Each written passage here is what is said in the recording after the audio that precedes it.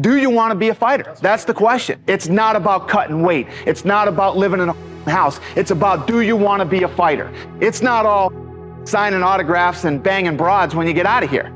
It's not. It's no fun, man. It's a job, just like any other job. So the question is, not did you think you had to make weight? Did you think you had to do this? Do you want to be a fighter? That is my question. Do you have any deformed body parts from fighting? I have nerve damage, and Sean kicked me. I don't know if you can see. There is one. You need to go to the doctor. I don't know. A bent-ass elbow. I broke my elbow in the Contender Series. I had 2 major surgeries, and I got 2 screws in there, so yes. Broken scapula. LCL tour.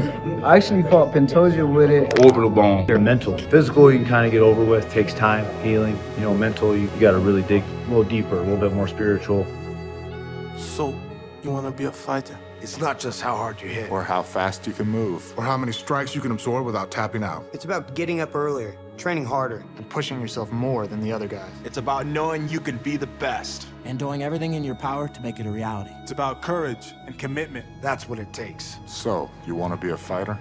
I've lost MMA fights, I've lost boxing fights, I've lost so many fights in the gym, you know, I lose all the time, you know what I mean? So, it is what it is. If you, any true martial artist will know, in order to succeed at this game, you must lose a fucking shitload of times. You know what I mean? You must lose many times, you know what I mean? So, it is what it is. We all have the same emotions, you know what I mean? That's what I'm saying. It's, at the end of the day, it's me in one it's one guy in one dressing room, and it's the other guy in another dressing room.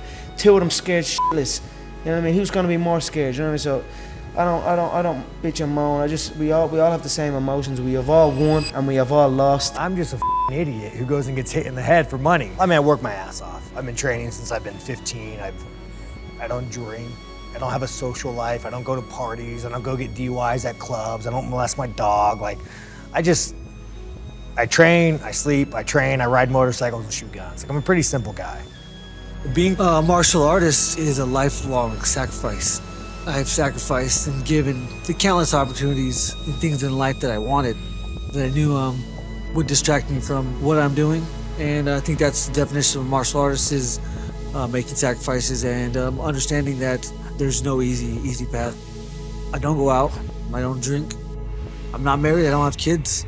Those are things that I have sacrificed on my journey because of the place I put myself mentally. I don't look at messages on Instagram. I don't send messages on Instagram. I don't go out. You would not like my life. Yeah, I live alone, and sometimes I'm like, hello. Make sure my voice still works. I take away all distractions. I mean, I'm 33 years old. I would love to have a family and love to be married, but it didn't happen, and I don't want to I've dedicated 29 years out of 33 years towards this, and I just don't think now is the time to enjoy what I have. I think when I'm done, I'll enjoy every single bit of it. After I win this belt, I can't wait to go home and have a parade for the kids back home. I mean, I can cheat whenever I want, but when that walk comes, then the more time you have to be honest with yourself. You gotta look in the mirror, and you cannot lie to yourself. And if you know that you didn't do the right things, then that walk is terrifying. And I've never been terrified because I've always been confident in the preparation.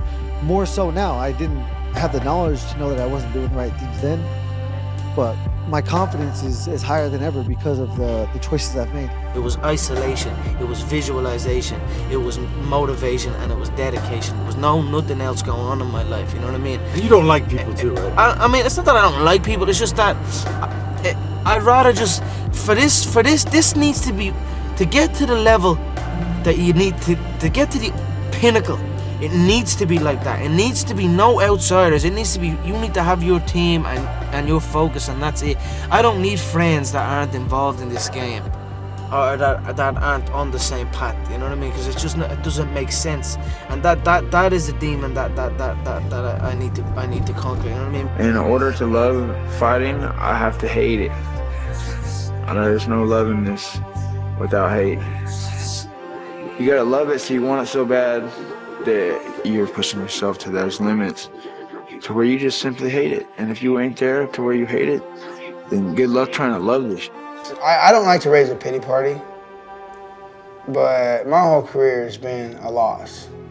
Like, every fight I won, every fight I lost, like, yeah, maybe I made the money, but I never got to be like cool. Are you happy, Nick? Are you happy in life? Is life good? No. No. My brother just got kicked in his face. And I've been having a really hard week. And I can fight. He doesn't do MMA to be popular. Nick doesn't do MMA to get a pat on the back. Nick doesn't train and fight to get people's approval. Nick does it to survive because he knows this is his one shot. Well, he had some behavior problems and also he had some gang problems. Gangs were trying to recruit him because he had a reputation of being tough and the gangs wanted to have him join up. He didn't relate well in school because they tell you you're gonna do this homework, you're gonna learn it the way we're gonna teach you, and that's how you're gonna do it or you're gonna fail. And with martial arts, it was something that he could do his way. He would start coming in every day. I asked him, I said, hey, aren't you supposed to be in school? And he goes, I'd rather come here and train. You know, I have no interest in school. I'm the only one being realistic about this sort of thing. People want to call me a crazy guy and point the finger and tell me I rant and rave. I'm not out here staging anything. I'm trying to get through this. You know, I'm gonna do what I gotta do to survive and keep my teeth in my head and my head on my shoulders. This isn't a joke. I'm not staging a little act. This is not for fun. This is not a side thing. This is fighting. All right, let me ask you another question, because I gotta know, dude. I gotta know. What did you make in the UFC? What did they pay? I gotta know, bro. I think we all want to fucking know this, bro. Because I've heard numbers of like guys that after your time and they tell me how much they make, bro, and it makes you want to cry a little bit. Wasn't the first UFC like $50,000 grand prize? $50,000 grand prize, yeah. But what'd you make if you lost?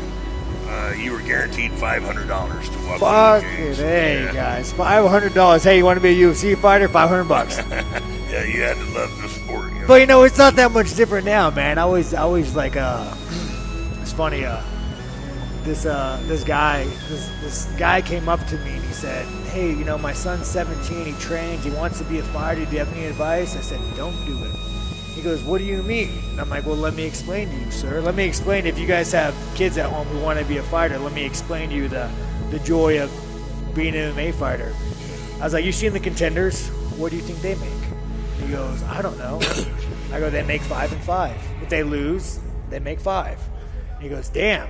I go, "If you lose, guess what? You're not going to the UFC." So this entire life you could have spent building a life, doing any other aspect in life, you chose to train fighting. So let's just say you make it. Now you make it to the UFC. Well, hey, guess what? What do you think they sign the average guy on? You know this one, man. TJ, you're a UFC guy. What does the average guy get signed on? 12 and 12? 10 and 10. 10 and 10 from this man. So, you know, you make it to the UFC, you get signed 10 and 10, and now you fight for 10 and 10, and you spent your entire life working to this one goal. You get the blue check mark, you get the UFC in your logo, you get all the people. You get all of it now. So you go 2 and 2, maybe they're boring fights, and the UFC cuts you. And now guess what, you guys?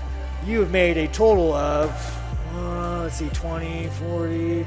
You've made a total of $60,000 your entire career, and you have no other options because you can't be a part-time fighter. You got to be full-time. Right. So now you're a 24-year-old man looking yourself in the mirror saying, I spent my entire life doing this one thing, and I've made $24,000 or $60,000. What do I do now? You go teach cardio kickboxing. And that's like the damn shame of like most industry. But they put this big old fucking logo and you sell your fucking soul for it. You sell your fucking soul for it,